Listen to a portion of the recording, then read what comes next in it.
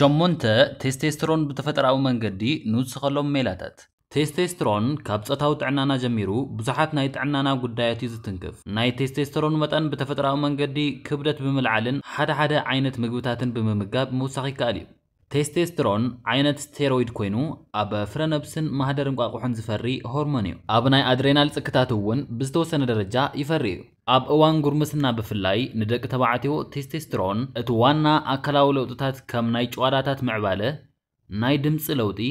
معباله ጨጉርን ዝቆጣጸር هورمون እዩ ኣብ ደቂ ኣንስትዮ እውን መጠኑ ይንእስ እምበር ብዝተወሰነ መጠን ኣለዎ እዩ ኣብ ኣባጽሕ ደቂ ተባዕትዮ ብፍላይ ንሓፈሻዊ ጥዕና ወሳኒ ግደ እዩ ዘለዎ ብተወሳኺ ናይ ቴስቶስተሮን መጠን ኣብ ናይ ደቂ ተባዕትዮ ሰብነት ክውስኽ እንተሎ ናይ ጨዋዳታት ግዝፍን ጥንካረን ይውስኽ እዩ ንሎማዓንቲ ድማ ሸሞንተ ብመርትዖ ዝተደገፉ ብተፈጥራዊ መንገዲ ናይ ቴስቶስተሮን መጠን ዝውስኹ ነገራት ክርኢና ቀዳማይ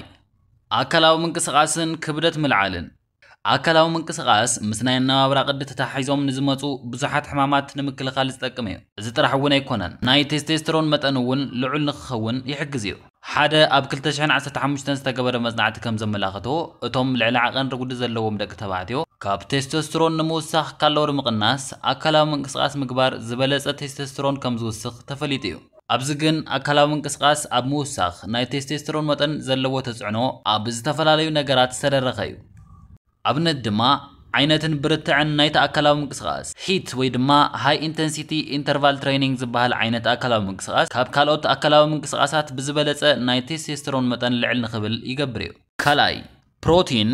ስብሓዊ ምግብታት ካርቦሃይድሬትን ምብላዕ ንበልዑ ነገር ናይ ቴስቶስተሮን መጠን ሓዊሱ ካልኦት ሆርሞናት እውን ይጸልዩ እኹል ፕሮቲን ምብላዕ ጥዑይ ናይ ቴስቶስተሮን መጠን ኣብ ሰብነትና ንኽህሉን ስብሒ ንምቕናስን ሓጋዚ እዩ ካብዚ ወፃኢ ድማ ብቐጻልነት ምብላዕ ከምኡውን ልዕሊ ዓቐን ምብላዕ ናይ ቴስቶስተሮን መጠን ንኽቕንስ እዩ ዝገብር ስለዚ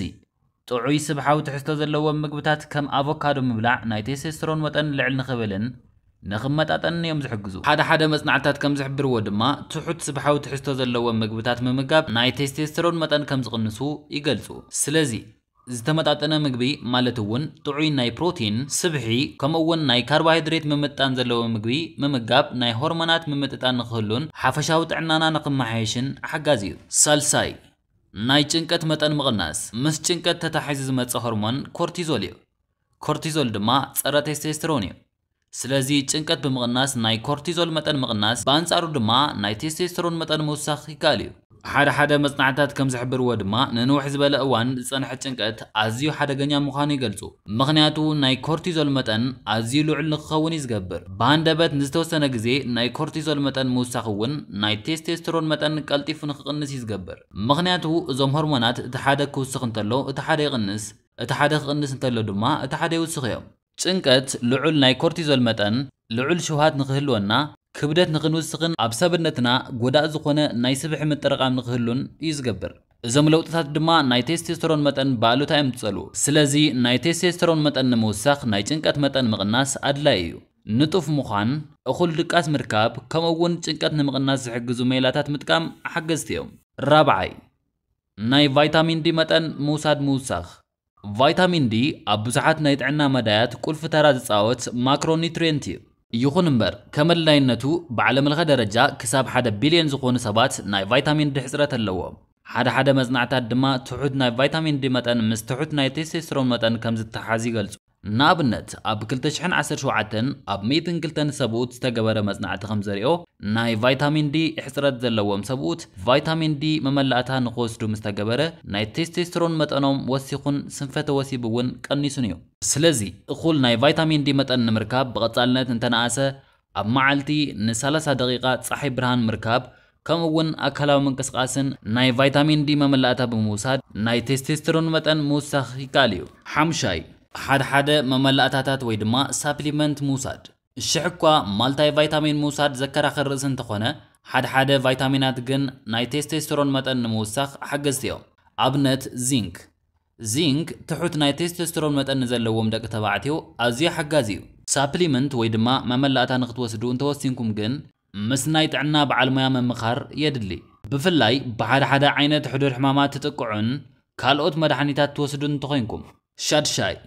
እኹል ዕረፍቲ ምውሳድ ከምኡውን ጽፉፍ ድቃስ ምድቃስ ጽፉፍ ድቃስ ምድቃስ ልክዕ ከም ጽቡቕ ምግብን ኣካላዊ ምንቅስቓስን ድምር ጥቕሚ ዘለዎ ናይ ድቃስ ጽፈት እውን ናይ ቴስቴስትሮን መጠን ንኽውስኽ ወይ ንኽቕንስ ናይ ባዕሉ ተጽዕኖ ኣለዎ እዩ ኣብ ሓደ 2295 ዝቁፅሮም ካብ 13 ክሳብ 19 ዕድሜኦም ዝርከቡ ወዳትን ሰብኡትን ዝተገበረ መጽናዕቲ ከም ዝሕብሮ ድቃስ ምስኣን ወይ ኣዝዩ ንእሽተይ ናይ ድቃስ ግዜ ምህላው ትሑት ናይ ቴስቴስትሮን መጠን ንኽህሉ ከም ዝገብር የመላኽት ናይ ድቃስ እዋን ብዕድመ መሰረት ዝተፈላለየ እዩ ብመሰረት ዕድመና ዘድልየና ናይ ድቃስ መጠን ክትፈልጡ እንተደሊኹም ኣብ ዲስክሪፕሽን ሊንክ ክገድፈልኩም እየ ምርኣይ ትኽእሉ ኢኹም ካልእ ኣብ 2011 ዝተገበረ ንእሽተይ መጽናዕቲ ከም ዘርእዮ ድማ ኣብ ለይቲ 5 ሰዓታት ጥራሕ ምድቃስ ካብ 10 ክሳብ 15% ናይ ቴስቴስትሮን መጠን ምቕናስ ከም ዘምጽእ ተፈሊጡ እዩ ኣብ ካልእ መጽናዕቲ ድማ ክሳብ 9 ሰዓታት ምድቃስ ናይ ቴስቴስትሮን መጠን ከም ዝውስኽ ልዕሊ 9 ሰዓታት ምድቃስ ድማ በኣንጻሩ